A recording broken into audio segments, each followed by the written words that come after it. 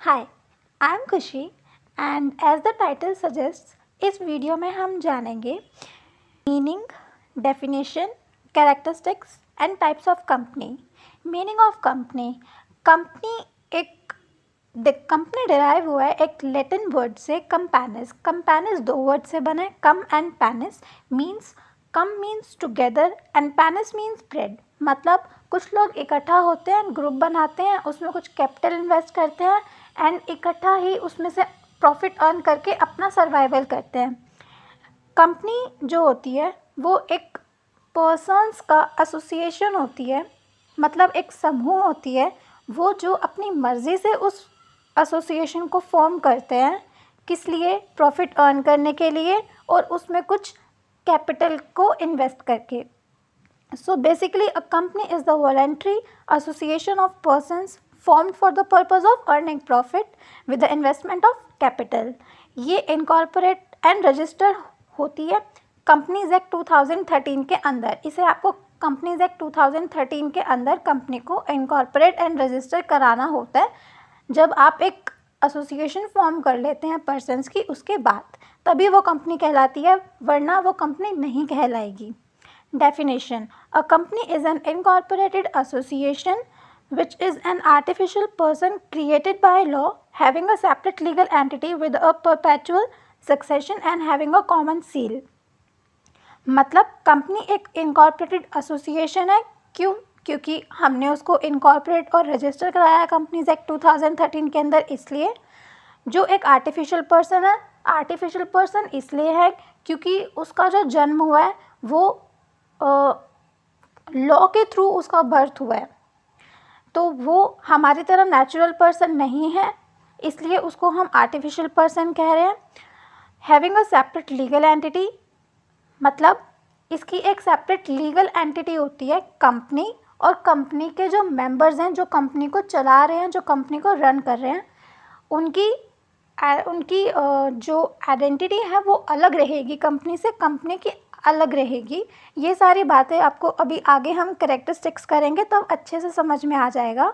With a perpetual succession, मतलब company कभी भी मरती नहीं है, ये हमेशा चलती रहती है। इसके मेंबर्स चाहे आए चाहे जाए, लेकिन कंपनी हमेशा चलती रहती है, वो कभी अफेक्ट नहीं होती। एंड अ कॉमन सील, मतलब कंपनी को अगर किसी डॉक्यूमेंट्स पे साइन करना होता है, तो जैसे हम साइन करते हैं हमारा नाम लिख के, बट वो कंपनी है, उसकी कोई फिजिकल एग्जिस्टेंस नहीं है, तो इसलिए कंपनीज को एक कॉमन सील मिलती है जिसके थ्रू वो किसी भी डॉक्यूमेंट्स पे साइन कर सकते हैं। कॉमन सील एक तरीके से कंपनी का सिग्नेचर होता है। ओके, सो हम आगे चलते हैं। Characteristics of company. Incorporated association हम डिस्कस करेंगे पहले। A company is a registered association. जो कंपनी होती है वो एक रजिस्टर्ड एसोसिएशन होती है। कहाँ पे? कंपनीज एक्ट 2013 के अंदर इसको रजिस्टर कराना ज़रूरी होता है अगर आपको कंपनी इनकॉर्पोरेट करनी है तो। Second, artificial person. ये दूसरी कैरेक्टरिस्टिक होती है कंपनी की। आर्टिफिशियल पर्सन हम इसलिए कह रहे हैं क्योंकि इसको बर्थ मिला है लॉ के थ्रू, ठीक है। हमको बर्थ मिला है गॉड के थ्रू, तो इसलिए हम नेचुरल पर्सन कहलाते हैं, बट इसे लॉ के थ्रू बर्थ मिला है, इसलिए ये आर्टिफिशियल पर्सन कहलाई जाएगी। और एज ये एक आर्टिफिशियल पर्सन होती है तो ये कोई ओथ नहीं ले सकती, ठीक है, और पर्सनली जाके कोर्ट में अपीयर नहीं हो सकती, इम्प्रिजन नहीं हो सकती है। तो हम क्या, और ना ये कोई भी कंपनी कोई भी प्रॉपर्टीज़ को बाय या सेल नहीं कर सकती है, कोई एग्रीमेंट नहीं कर सकती है, किसी कॉन्ट्रैक्ट में एंटर नहीं कर सकती है, क्योंकि ये एक आर्टिफिशियल पर्सन है। इसको रन करने के लिए पीछे डायरेक्टर्स, मेंबर्स, ये सब लोग होते हैं। Separate legal entity. The most important characteristic of a company is that it is a separate legal entity. Separate legal entity बहुत इम्पॉर्टेंट है, बहुत इम्पॉर्टेंट कैरेक्टरिस्टिक है। कंपनी जो होती है वो अपने मेंबर्स से अलग होती है। इसका मतलब सिर्फ इतना ही है, कंपनी अकेले बिना अपने मेंबर्स के किसी भी कॉन्ट्रैक्ट में एंटर कर सकती है, अपने नाम से कोई भी प्रॉपर्टी खरीद सकती है, कुछ भी पैसा बोरो या फिर लेंड कर सकती है, ठीक है, या फिर सूट भी फाइल कर सकती है कोर्ट में, सिर्फ खुद अपने नाम से, बिना अपने मेंबर्स के। नेक्स्ट, परपेचुअल सक्सेशन, मेंबर्स चाहे आए मेंबर्स चाहे जाए, कंपनी को उससे फ़र्क नहीं पड़ता है, कंपनी हमेशा चलती रहती है। कॉमन सील, मैंने बताया था कॉमन सील क्या होता है, एक मेटालिक सील होती है कंपनी की, बेसिकली इसका एक साइन होता है, ठीक है। एंड अब एक अमेंडमेंट भी आई है, कंपनीज अमेंडमेंट एक्ट 2015, उसके अंदर ये बोला है कि कंपनी के लिए ज़रूरी नहीं है कॉमन सील को रखना, आपकी मर्ज़ी है, अगर कंपनी चाहे तो रख सकती है, वरना कोई ज़रूरी नहीं है। लिमिटेड लायबिलिटी, कंपनी के अंदर जो शेयर होल्डर्स होते हैं, जो कंपनी के ऑनर्स होते हैं, उनकी जो लायबिलिटी होती है वो लिमिटेड होती है। मतलब कि जितने उन्होंने शेयर्स खरीदे हैं, जितनी वैल्यू तक खरीदे हैं, उतनी ही वैल्यू तक उनको उनकी लायबिलिटी अराइज होती है, उससे ज़्यादा कंपनी उससे पैसे नहीं मांग सकती, उनकी जो लायबिलिटी है वो लिमिटेड है। चाहे ऐसा नहीं है कि अगर कंपनी को अपने कोई डेब्ट्स पे करने हैं तो डेट्स पे करने के लिए वो शेयर होल्डर्स को परेशान करेगी, नहीं। यही सबसे अच्छा फ़ायदा होता है कंपनी में शेयर होल्डर बनने का कि जितना आपने शेयर्स खरीदा है, आपकी लायबिलिटी सिर्फ उतनी ही है, उससे ज़्यादा की नहीं है। फिर चाहे कंपनी का कुछ भी हो रहा हो, शेयर होल्डर्स को कोई परेशानी नहीं होगी। Number of members, public company होती है तो उसके अंदर हमें मिनिमम मेंबर्स चाहिए होते हैं 7 और मैक्सिमम कितने भी हो सकते हैं। प्राइवेट कंपनी होती है तो उसके अंदर हमें मिनिमम मेंबर्स 2 चाहिए होते हैं और मैक्सिमम 200 हो सकते हैं, ठीक है। और इस 200 की कैटेगरी में जो present and past employees include नहीं होते, ये एक्सक्लूड होते हैं। मतलब कि अगर मेरी कंपनी है और मेरी एक प्राइवेट कंपनी है, अब मेरे पास ये लिमिट है कि मैं 200 से ऊपर के अपने शेयर होल्डर्स नहीं कर सकती हूँ, 200 तक के ही मेंबर्स मुझे रखने हैं। तो अगर मैंने उस 200 के बाद अपने कुछ एम्प्लॉयज़ को, अपने कुछ प्रेजेंट या फिर पास्ट एम्प्लॉयज़ को भी शेयर्स दिए हुए हैं, ठीक है, समझ लो 10 एम्प्लॉयज़ को मैंने शेयर्स दिए हुए हैं, ठीक है, तो 210 नहीं कहलाएगा, 200 ही कहलाएगा, क्योंकि इसके अंदर ये बात बोली हुई है कि जो आपके प्रेजेंट एंड पास्ट एम्प्लॉयज़ होते हैं वो एक्सक्लूड होते हैं। मतलब अगर आप अपने एम्प्लॉयज़ को शेयर देते हो जो प्रेजेंट एंड पास्ट एम्प्लॉयज़ हैं, तो वो मेंबर्स के उस गिनती में नहीं आएंगे। आप उनके अलावा भी और 200 लोगों को शेयर्स दे सकते हैं। Next, transferability of shares. Public company के अंदर शेयर्स आप फ्रीली ट्रांसफ़र कर सकते हो, ठीक है। आपके पास शेयर है, आपको अपने साथ वाले को ट्रांसफ़र करना है, आप फ्रीली कर सकते हो, कोई रिस्ट्रिक्शन नहीं है आपके ऊपर। प्राइवेट कंपनी के अंदर भी आप शेयर्स को ट्रांसफ़र कर सकते हो, बट उसके अंदर कुछ रिस्ट्रिक्शंस होती है। जैसे मैंने ये कह दिया कि अगर आपको आपके शेयर्स को ट्रांसफ़र करना है तो पहले आप उस डायरेक्टर की परमिशन लो, ठीक है। तो अब आप रिस्ट्रिक्ट हो गए कि आपको पहले उस डायरेक्टर की परमिशन लेनी होगी, उसी के बाद आप जाके अपना जो शेयर है वो किसी अपने साथ वाले बंदे को ट्रांसफ़र कर सकते हो। तो फ़र्क कुछ नहीं होता है। पब्लिक कंपनी के अंदर आपको किसी से पूछने की ज़रूरत नहीं है, आप फ्रीली ट्रांसफ़र कर सकते हो। एंड प्राइवेट कंपनी के अंदर कुछ, हर एक कंपनी की अलग अलग रिस्ट्रिक्शंस होती हैं, कुछ भी हो सकती हैं। वो आपको पहले वो रिस्ट्रिक्शन को फुलफ़िल करना होगा, उसके बाद फिर आप शेयर्स को ट्रांसफ़र कर सकते हो। Now, the discussion is on the topic types and kinds of company.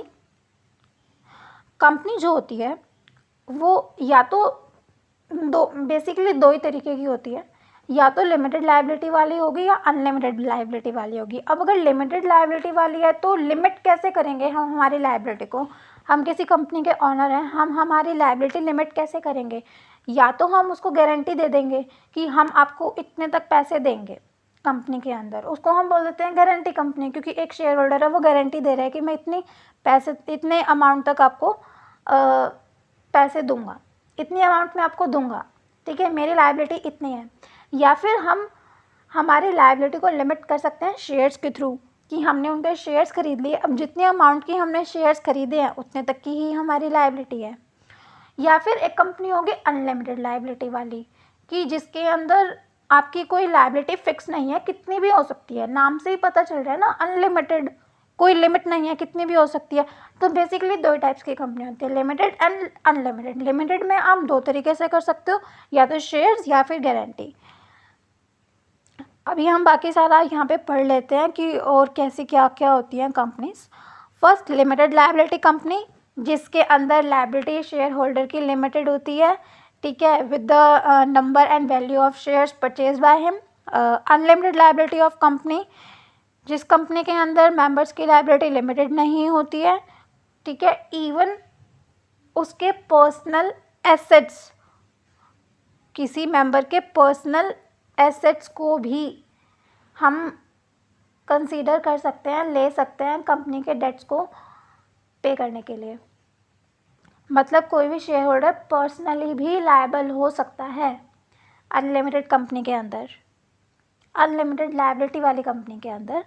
Third, government company, किसी भी कंपनी में अगर गवर्नमेंट ने 51% या उससे ज़्यादा का अगर शेयर खरीद रखा है, ठीक है, तो फिर वो गवर्नमेंट कंपनी कहलाती है।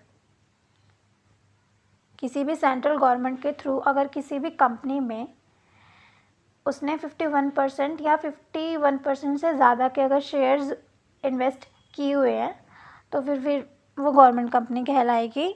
होल्डिंग कंपनी, फॉर एग्ज़ाम्पल एक कंपनी है ए लिमिटेड एंड एक कंपनी है बी लिमिटेड, ठीक है।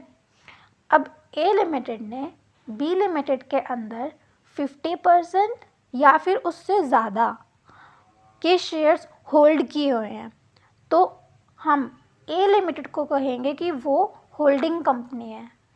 और जिस कंपनी के अंदर या फिर जिस कंपनी के उसने शेयर्स होल्ड किए हैं, लाइक बी लिमिटेड के किए हैं, तो बी लिमिटेड कहलाएगी उसकी सब्सिडरी कंपनी। जो होल्ड कर रही है उसको कहेंगे होल्डिंग कंपनी, और जिस कंपनी के होल्ड कर रही है उसको हम कहेंगे सब्सिडरी कंपनी। नेक्स्ट हमारा यही है, सब्सिडरी कंपनी क्या होता है कि जिस कंपनी के वो होल्ड कर रही है शेयर्स, वो कंपनी सब्सिडरी कंपनी कहलाएगी। प्राइवेट कंपनी,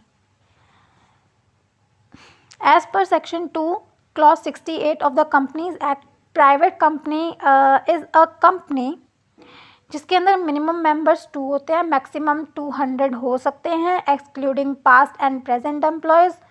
अगर मैंने पहले बताया था कि अगर आपने अपने पास्ट या फिर प्रेजेंट एम्प्लॉयज़ को शेयर्स दिए हुए हैं तो वो इसके अंदर इंक्लूड नहीं होंगे। उनको शेयर्स देने के बाद भी आप अपने 200, आपके पास लिमिट है अपने मेंबर्स रखने की, ठीक है, उससे 200 की लिमिट पे कोई फ़र्क नहीं पड़ता है। इसके अंदर 2 डायरेक्टर होते हैं, मिनिमम 2 डायरेक्टर्स तो होने ही चाहिए, और ये पब्लिक इशू नहीं कर सकती है क्योंकि ये प्राइवेट कंपनी है ना, तो ये पब्लिक इशू नहीं ला सकती है। मतलब ये शेयर्स पब्लिक में इशू नहीं कर सकती है, वहाँ से पैसा पब्लिक से नहीं उठा सकती है ये, ठीक है। अगर इसको पैसा उठाना है तो प्राइवेट प्लेसमेंट कर सकती है, बट पब्लिक इशू नहीं कर सकती। In which shares are not freely transferable. Okay, ये कह रहे हैं कि इसके अंदर जो शेयर्स हैं वो फ्रीली ट्रांसफरेबल नहीं होते हैं, ट्रांसफरेबल होते हैं बट फ्रीली नहीं होते हैं, कुछ रिस्ट्रिक्शंस होती हैं, आप उनको पूरा कर दो उसके बाद फिर आप शेयर्स ट्रांसफ़र कर सकते हो। Public company, according to section 2 clause 71 of companies amendment act 2015, ये बोलते हैं सिंपल कि पब्लिक कंपनी वो होती है जो प्राइवेट कंपनी नहीं होती है। ऑब्वियसली जो प्राइवेट कंपनी है उन्होंने पहले बता दिया है कि ये प्राइवेट कंपनी है, अगर ये नहीं है तो फिर वो पब्लिक कंपनी होगी, ठीक है। अब इसके अंदर क्या होता है, मिनिमम मेंबर्स हमारे पास 7 होते हैं, मैक्सिमम आप कितने भी कर सकते हो क्योंकि ये पब्लिक कंपनी है, कोई लिमिट नहीं है। मिनिमम डायरेक्टर्स इसके अंदर हमें रिक्वायर होते हैं 3। शेयर्स आप इसके अंदर फ्रीली ट्रांसफरेबल कर सकते हो without any restrictions. And next है हमारे पास 1 पर्सन कंपनी। 1 पर्सन कंपनी क्या होती है, जो एक ही बंदा कंपनी चलाता है। हमने ये पढ़ा हुआ है सोल प्रोप्राइटरशिप, उसके अंदर क्या होता है कि एक बंदा शॉप रन करता है, उसको हम क्या बोलते हैं, सोल प्रोप्राइटरशिप, की उसके अकेले का बिजनेस है। लेकिन अगर वो उसको सोल प्रोप्राइटरशिप फर्म को अगर वो कंपनी में कन्वर्ट करा लेता है तो अब ये भी हमारे पास एक चीज़ नहीं आई है कि हम एक 1% कंपनी भी फॉर्म कर सकते हैं, ठीक है। इसको चलाने वाला एक नेचुरल पर्सन होता है। वैसे जो और अदर कंपनीज़ होती हैं उनको हम ये कहते हैं कि वो आर्टिफिशियल पर्सन है, क्योंकि उनको लॉ ने बनाया है। बट 1% कंपनी सोल प्रोप्राइटरशिप का नेक्स्ट पार्ट होता है। लाइक पहले आप सोल प्रोप्राइटर हो, उसके बाद में आपने अपने सोल प्रोप्राइटरशिप को कंपनी में फॉर्म करवा लिया, तो चलाने वाले तो आप ही हो ना। इसलिए ये कहते हैं कि ये नेचुरल पर्सन के थ्रू ये इसका जो मेंबर होता है वो नेचुरल पर्सन होता है, ठीक है। और इसके अंदर हमें एक डायरेक्टर की ज़रूरत होती है। मिनिमम रिक्वायरमेंट आपकी 1 डायरेक्टर की रहेगी। इसकी जो पेड अप कैपिटल होती है वो 50 लाख से ऊपर एक्सीड नहीं होने चाहिए, ठीक है। अगर 50 लाख से ऊपर की कैपिटल चली गई ना तो फिर वो आगे चली जाएगी पब्लिक या प्राइवेट में। अगर 50 लाख तक की इसकी पेड अप कैपिटल है तभी ये 1% कंपनी में काउंट होगी।